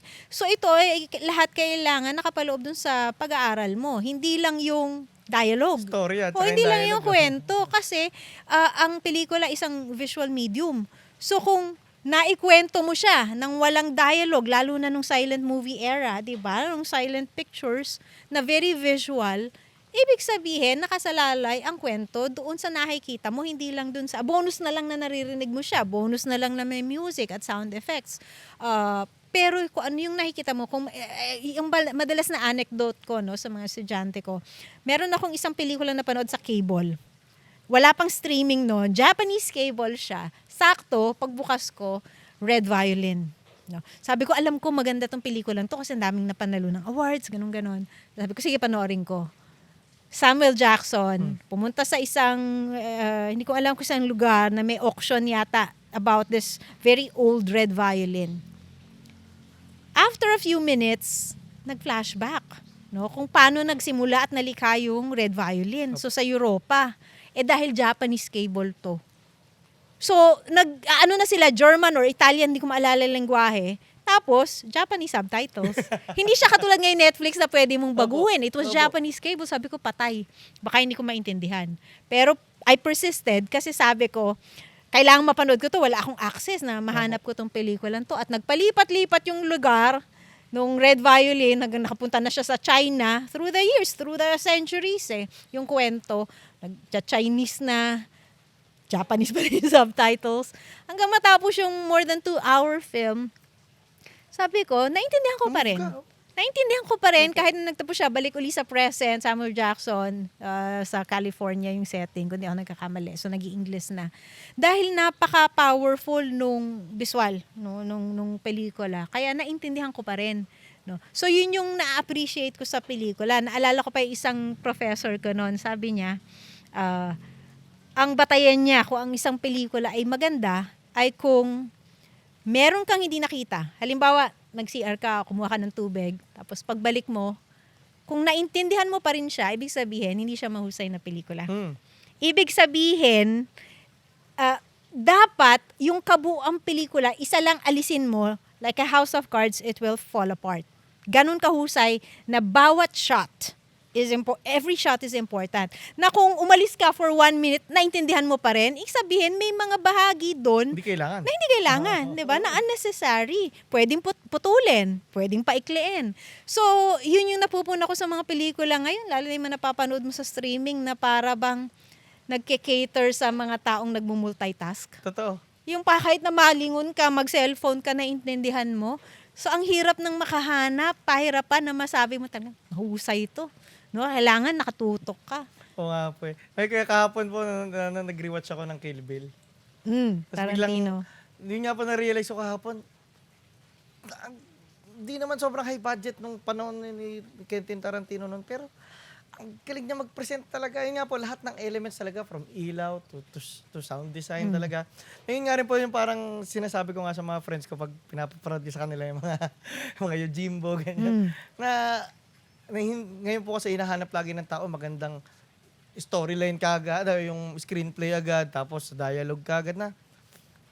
Guys, ang daming elements sa pelikula na hindi lang O kaya CGI. O Opo, kaya yun yun nga. lang, special effects, Ayun na. di ba? Yung mga yun lang hinahanap, mga explosions. Hindi. So parang when a film can speak to you na kahit wala siyang dialogue, yun dun talaga effective si director, no.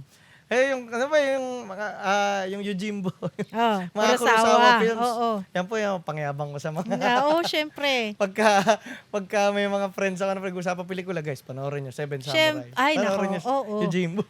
Akira Kurosawa, master talaga. Yan po, yung mga. Pero yun nga, ma'am, sa tingin niyo kay Kurosawa, bakit siya ang master para sa inyo?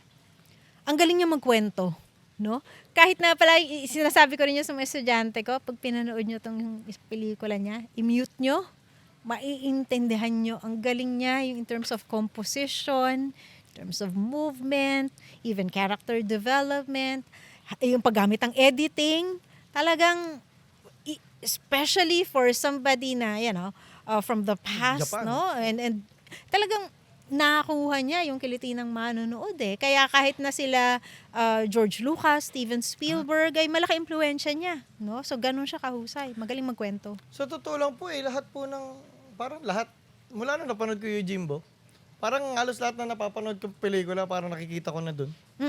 Yung kahit po siyempre sa mga action, uso pa sa action, parang yung anti-hero character. Ilang beses lang na-remake yung Yojimbo na yan. Na parang, pagka napanood mo na si Kurosawa, ang hirap ng hindi siya makita sa ibang mga modo na pelikula. Na Dahil ganun kalaki impluwensya niya. na merong isang taong ganyang kalakas yung impact na kahit hindi mo na siya kilala, yung trail ng influence niya nandiyan pa rin. Kasi Legacy kunyari, niya. Avengers. Oo.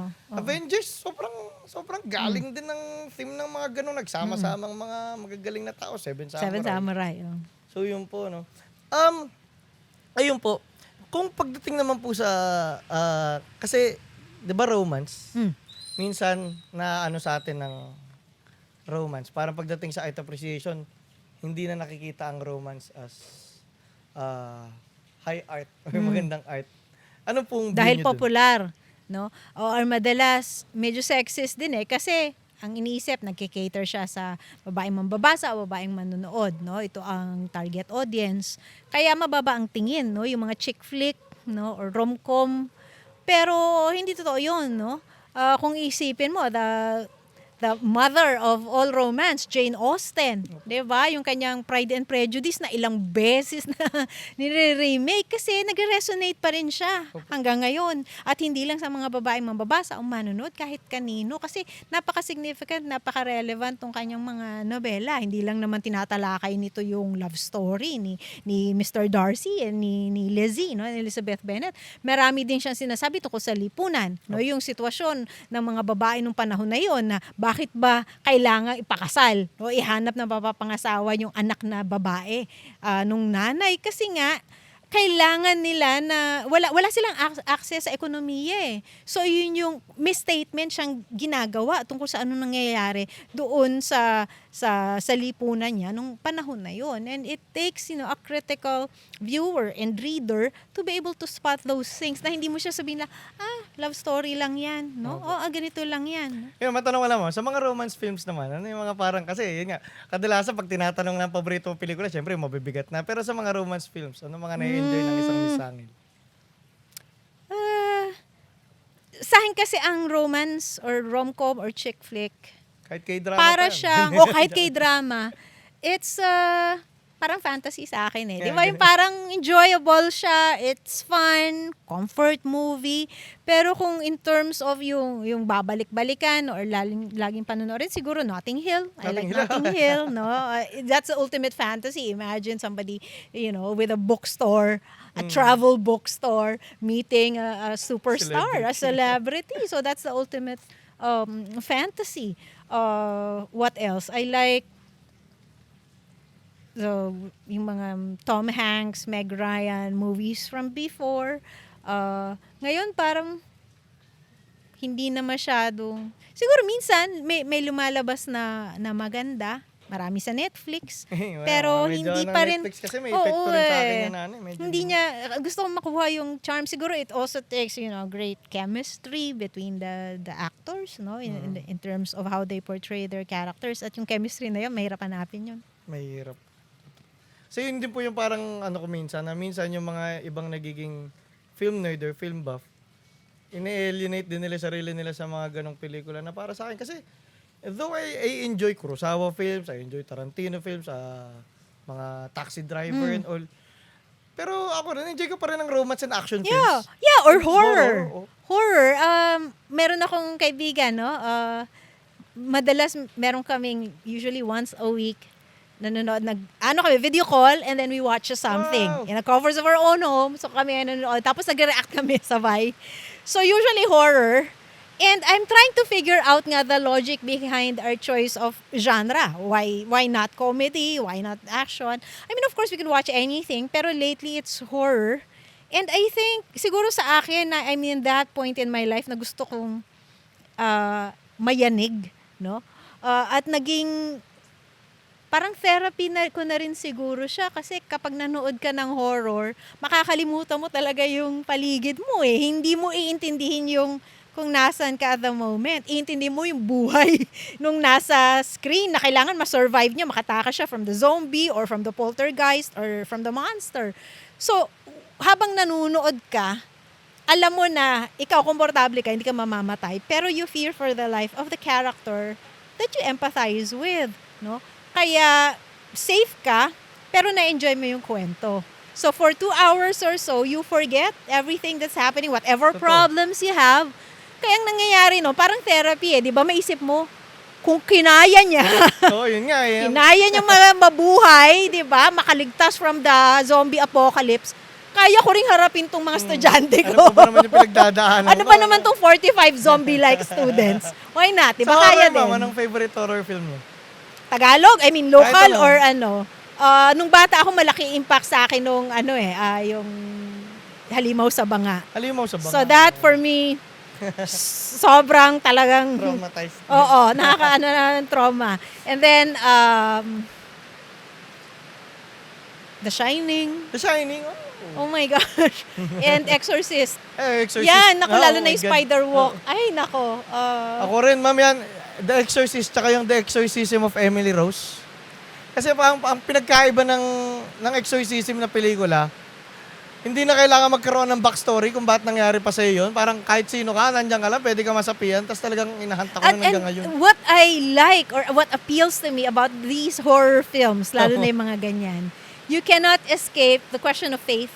Yeah, yun nga. So meron palagi may simbahan, may pare. So it plays to your belief system as Yun well nga po eh. totoo. So maniniwala ka talaga kasi gusto mo mag-survive, no? Totoo. Na yung na may magliligtas sa that the power of the of exorcism will help the character or the crucifix or the holy water. So yun, di ba? Ma'am, yun po, in general naman, sa mga recent films, like sabihin na natin the past 5 or kahit 10 years na, ano po yung parang naging impactful sa inyo talaga na parang classic level to in the future? Siguro ang naisip ko yung mga binigyan namin ng awards sa Gawad Urian, no? Kasi ito ay talagang mga mahusay na pelikula. May mga katulad ng On the Job, no? Like Missing 8, Big Night, mahusay na pelikula to. Yung huling nanalo a few months ago for Best Picture, Alipato at Muog. It's actually a documentary, no? But it won Best Picture, the grand prize. Kasi naipakita niya yung trahedya nung pagkawala ni Jonas Burgos, no? At ang filmmaker, yung kapatid. No? So, in a matter of 2 hours, naikwento niya yung simula, kung paano dinukot, no? Yung kanyang kapatid at hindi na nila nakita, no? At yung kanilang parang quest, no? Na hanapin. At Sino bigyan po ng ang director niya? Burgos din, Jail Burgos. So, yung kapatid, siya ang gumawa ng pelikula. Ay, Kaya makikita mo yung kapangyarihan ng pelikula para ipakita yung katotohanan. Kasi Opo. minsan iniisip lang natin, pelikula lang yan. No? Pero ito, talagang naging vehicle siya, no, para ikwento yung isang malagim na pangyayari sa isang Pilipino, no, sa isang kapwa Pilipino na ito yung nangyari sa kanila. yun nga rin po yung sinasabi ko minsan sa mga tropa ko na, kunyari, yung may sasabihin ako sa pelikula na mababaw na, "Ano ba yan? Di naman nangyayari sa tunay na buhay yung ganyan eh." Sabi nila, pelikula nga yan eh. Parang sabi ko, ang tunay na magandang pelikula ay nare-reflect na yung reality Oo. ng tama, na kahit sabihin pa natin sobrang unrealistic nung nangyayari niyan, ipapasok ka niya sa loob ng ilusyon na lahat na nangyayari dyan, totoo, na paniniwalaan mong totoo nangyayari. So parang, Tama. kasi pagka may ganong pelikula na parang unrealistic, sobra na kahit, na parang, dinistort, parang sinira niya kaagad yung ilusyon na binigay ng pelikula sa'yo. So nawala na experience. Parang sabi ni Picasso nga, 'di ba? Art is a lie that makes us realize the truth. The truth, yun. So, maaring hindi siya makatotohanan, pero mapapaisip ka Opo, tungkol yun sa nga. katotohanan. At yun, na isa na namang silbi ng sining. Opo. Ma'am, ito po, sa pagiging teacher naman po, ano po yung wish nyo na sanang mangyari sa mundo ng academe at sa mga estudyante po? Meron akong laundry list. Game. Anong gusto Pwede kong pong anong gusto kong mangyari? Sana hindi natin kalimutan yung kahalagahan ng humanities sa university, no, sa pamantasan, na may lugar, na may espasyo dapat palagi ang pag-aaral tungkol sa panitikan, sa sining, sa musika, sa kasaysayan, no, philosophy, sa isang university. Dahil kung wala itong mga subjects na ito, hindi ka university. You know, hindi ito proper university or proper place to get that university education. Dahil kung business, it is a business school, no?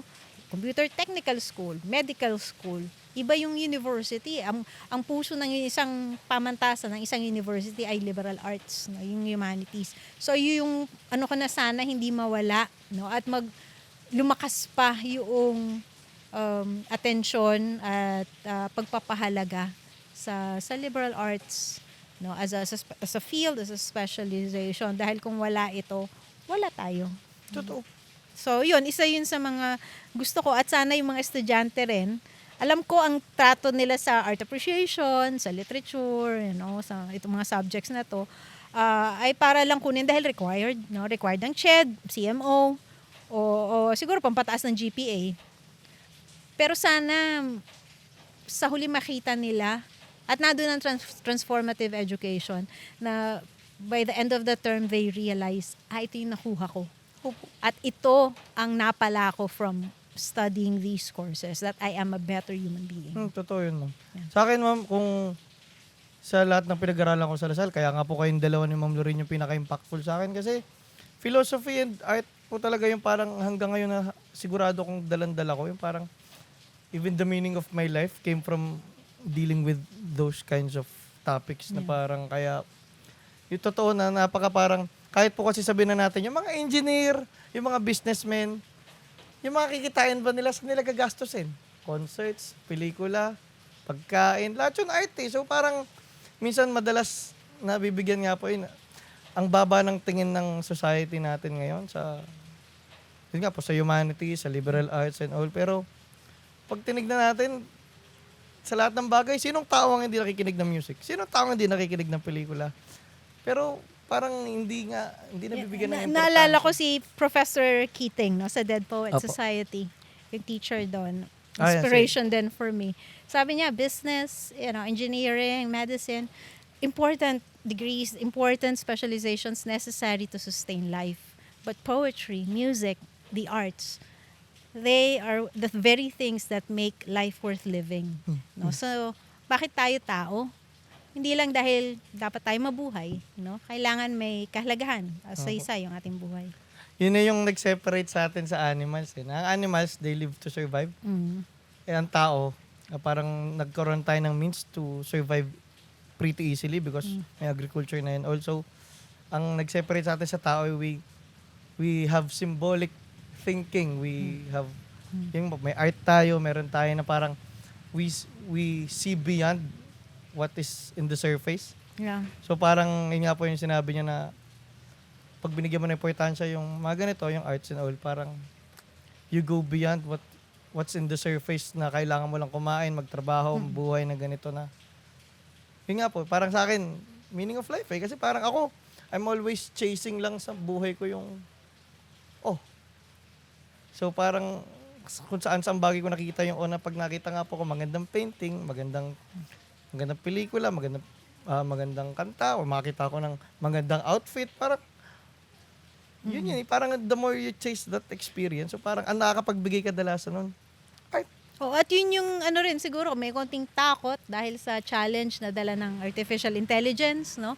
Na ngayon kaliwat kanan nandyan yan, ChatGPT, etc. Wala pa ring tatalo sa likha ng tao. Yun. No? Nakikita ko mga estudyante ko pag gumagamit ng AI, lalo na sa email, simpleng email sa Apo. akin, nadedetect ko eh. Walang puso. Yun. Yung email, Walang puso. napaka-generic. At alam ko, ito na naman yung tunog nung kanina. Nakalimang emails na sa akin, 5 different students. Iisa yung style, iisa yung tunog. Walang sense of individuality, walang Apo. creativity. So, yun yung ikinakatakot ko kasi mga estudyante nagiging masyadong reliant on opo. AI. Isipin mo kahit email or kahit meron akong isang tanong about art, your ChatGPT, hindi dapat ganun. Kasi yun nga, bumabalik tayo dun sa takot ng mga mag-aaral ngayon na magkamali. Na kailangan makuha nila the first time kung ano ibig sabihin ng art. Hindi ganun. Kailangan magkamali ka. Walang masamang magkamali. In fact, sabi ko nga, I encourage you to commit as many mistakes as you can because that's how you learn. No? So, hindi dapat merong yung ganung takot na dahil takot ka o mag-chat GPT ka na lang or mag-AI ka. Kaya mo yan, ang AI sa akin okay lang. Kung kaya niyang gawin yung labada ko, no? Or kung siya magugas ng pinggan, magluto, so that I have time to do what's important. Opo. Parang To read, yung to po write. talagang gustong maging function ng AIs ng mga creators na parang yung mga necessary sa buhay natin for our survival, bigay natin sa machines Diba? para yung mga ventures for philosophy, Oo. art, and meaning, Yun doon yung tayo time na mag-focus. magkaroon tayo ng magkaroon tayo ng panahon para magawa itong mga bagay na dati nahirapan tayo hanapan ng oras. O ngayon AI, o di sila yung maglaba. Pero ano po, anong view nyo sa AI? Wala AI art, AI music, AI in all. Hindi. Iba pa rin yung likha ng tao. Iba. Sabi ko nga DNA, may DNA yung artist sa artwork. Kung AI yan, anong DNA yan? Eh di DNA nung machine. Kaya nga sabi ko, parting words ko sa mga estudyante ko, nung last email ko for the term, I gave them their final grades. Sabi ko, remember, always remember, you are and you will always be better than the machine. Opo. So, with all your mess, with all your mistakes, you will always be better than the Totoo, machine. opo. That's what makes you human. That Feeling you ko are kasi kung- chaotic, that you are messy, that you have all these flaws. That's what makes you human. Opo. Kaya nga po, babalik tayo kanina kay Leonardo da Vinci. Ang Mona Lisa, unfinished painting siya halos eh. Like ang daming layer, ang daming pagkakamali technically ni Leonardo dun. Pero kaya ganun kalaki yung impact ng Mona Lisa kasi pagkakamali sa kanya o sa may isang perspective na pagkakamali siya pero part of the story siya. Yun yung nagbigay ng meaning dun sa sa Parang painting. tayo, sa buhay natin, di ba? Tayo ay lahat ng ating mga desisyon sa buhay, hindi lahat tama, may ilang pagkakamali, pero tayo yun eh. Totoo. Ma'am, punta po tayo sa usaping success. Hmm. Para sa inyo, ano pong ibig sabihin ng success? It varies from person to person, I guess. Pero sa akin, kung wala kang nasaktan, di ba, at masaya ka sa buhay mo, kampante ka, panatag ka, that for me, a simple life, a quiet life, that is a successful life. Totoo. Kasi ano ba naman yung meron ka ng mga superficial na achievements kung wala ka Wala. naman peace na. Oo, naku, mahirap. Gusto ko yung nakakatulog sa gabi. Ma'am, yun po, on the lighter side lang, ma'am, aside po sa art, sa pagtuturo and all, ano pa po yung mga nagiging source ng kasiyahan niyo? Being with friends, family, di ba? Just hanging out with them. Or kahit na nasa work setting ako, my colleagues, my work friends, yun, na-enjoy ko yun. Like every Thursday or Friday afternoon, at the end of all our classes, we just go to the pantry sa department, we hang out, we eat. yun, masaya na ako doon, no? Yung just sharing stories with Opo. my co-teachers. That's a source of joy for me. Simple lang, yung ganun. Kahit meron lang kaming tinapay dyan, Coke, whatever, masaya na. Ganun naman sa Yun department. talaga, parang sa dinami-dami ko rin po natanong about sa happiness and success. Kahit po yung mga billionaires na nakakausap ko, yung mga simpleng enjoyment nga talaga sa buhay, yung pinaka na-appreciate nila. No? Kasi hindi niya magbibigay ng peace sa'yo, hindi yung... Yeah, it's the simple, the mundane things Opo. that I love. Kasi minsan kahit yung mga, kunyari, pinaghirapan mong goals mo, pag nandyan na, parang masaya, tapos bigla 2 days, 3 days, what's next? Oo, what's next? Pero pag ini-enjoy mo yung mga parang laging nandyan, yung Oo. yun nga, simpleng pagkain, simpleng, totoo yun, ma'am. Ayun po, ma'am, kung may tatanong ko po sa inyo, ma'am, ano po yung 3 rules to live by nyo, to live a good life? To live a good life, treat your body well. Mean to say, treat yourself well. I don't just mean, eat well, although that's part of it, or you exercise. But just to be kind to yourself, that's the first thing, because if you're not kind to yourself, how can you be kind to others? Totoo. So, kailangan, kasi ang bilis, lalo sa panahon ngayon, ang daming nangyayari sa mundo. Ang bilis ma-depress, ang bilis na sisihin mo yung sarili mo kung ano man yung nangyari o hindi mo nakukuha. Pero kailangan isipin mo na tao ka lang din, no? Na maaring magkamali, may mga pagsubok, at hindi ka superwoman or si Wonder Woman na kaya mo lahat. So, kaya be kind to yourself, rest if you can, no? Nothing beats a good night's sleep or siesta kung kaya mo. So, ayun, that's the first thing. Mahalin mo yung sarili mo, at everything else will sort of Opo. take care of itself. No? And then be kind to others. Kasi, di ba sa golden rule yan? Oo. Tratuhin mo yung ibang tao na kung paano mo gustong matrato ka. So, wala kang sasaktan, no? Lalo na't intentionally, hindi maganda yon. Di ba? Hindi magandang makasakit. Tsaka minsan, hindi mo alam yung ginagawa mo. Napakalaking impact yung sa ibang tao, hindi mo alam. Maaari siyang mag-suffer sa kung sinabi mo, kung anong ginawa mo. So, try not to be, somebody who will cause distress, to another person. And third siguro, sa akin lang, know that there is someone greater, more Yeah. powerful than me, who can take the wheel. Parang gano'n. Who can lead me towards a place na I never even imagined. Faith pa rin po talaga, no? Kahit Yeah. sino man yung, kahit anong tawag mo dun, Oo. yung faith that Faith in there's something more. bigger, something more powerful, somebody who will love you no Opo. matter what, will forgive you no matter what. Kasi sa akin din po, kung ilalagay natin sa art, si God or si universe or kung ano man tawag natin, parang siya talaga yun. Na parang may gusto siyang mailabas sa mundo. Yan. Kasi ikaw yung nagkataong naka-tune in yung antena mo. So sa inyo niya pinadaan yung creation or ano man.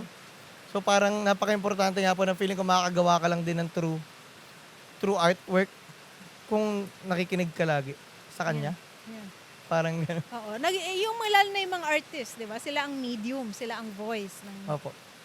God, no? Kung naniniwala ka dito sa lupa. And kahit tayo, hindi tayo artist in our own way, the way we live our lives, no? It's really just perhaps our attempt to be closer to Him. No? Nahanapin natin yung para mas mapalapit tayo sa Kanya. Yun yung ginagawa natin on a daily basis. Ma'am, ito po. Para sa inyo po, ngayon na, syempre po, matagal na kayong professor, doctorate na rin po kayo, ang dami nyo nang na-achieve sa linya nyo. Ano pa po ba yung mga further goals nyo naman? Goals? To bank in more sleep hours. Tulog Oo, pa rin. lalo na ngayon, di ba? Yung tapos na yung term, so kailangan magbawi sa tulog, magbawi sa pagbabasa, kasi yan yung gusto kong, dami kong naka-line up ngayon, no, ng mga librong babasahin. Mga goals ko, it's very immediate eh. Yung ngayon lang, to be healthier because I have some health concerns, so to get better physically, mentally, para rin handa ako for 2026. Ayan na, di ba? So, panibagong taon, panibagong goals, panibagong mga dapat gawin, no? Para ipagpatuloy ang misyon bilang guro.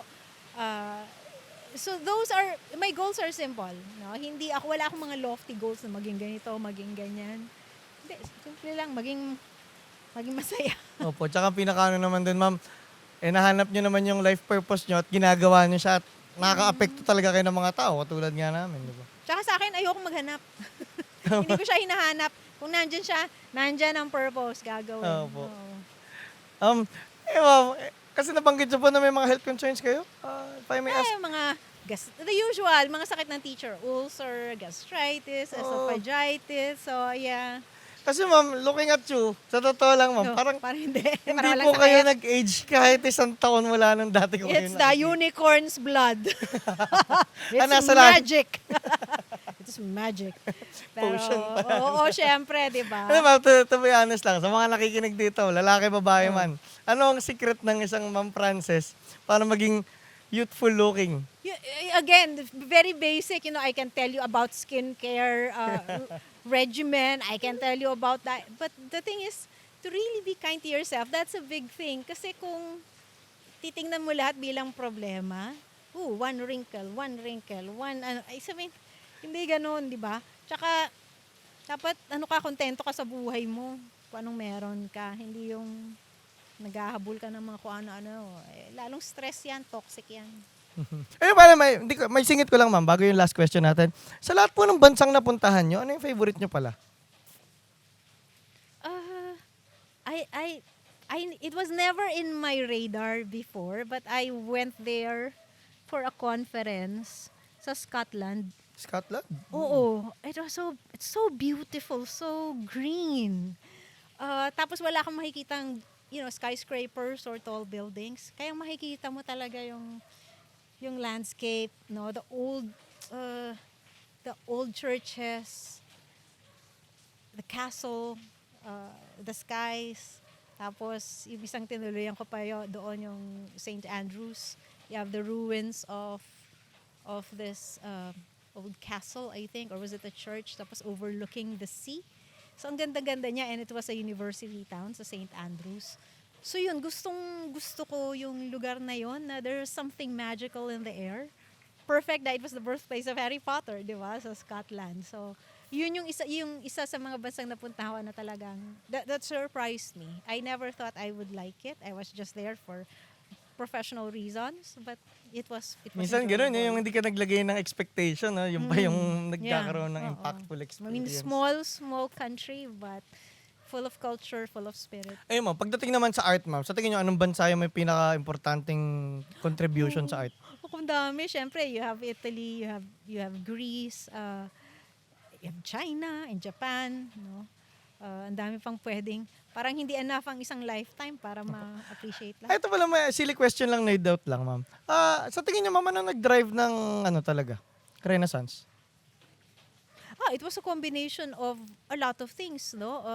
Coming from the Middle Ages, no? The medieval period with all the, it being a faith-centered Yun nga po.